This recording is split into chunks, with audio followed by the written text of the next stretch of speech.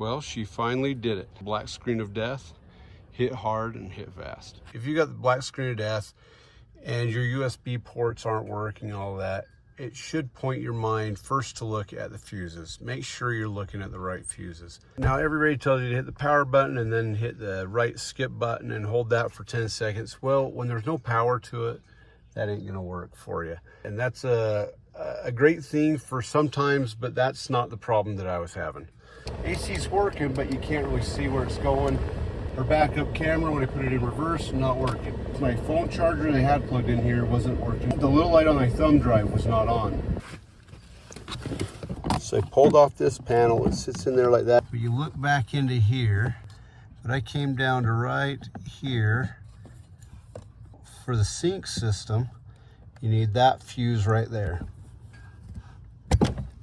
So that fuse is actually good, but you can see it's just kind of tarnished here along those posts.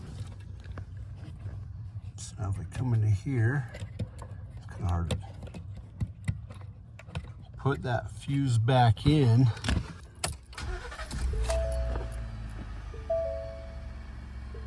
Looky, looky. We've got power to our display.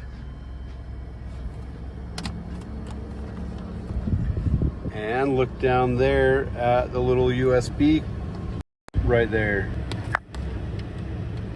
Now we'll test this out.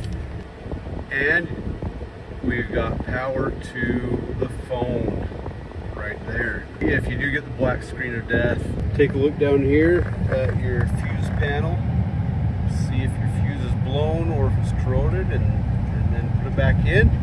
See if she works. And I hope that she chooches just like mine did. Hope this helps somebody out there. Have a great day. Keep your stick on the ice.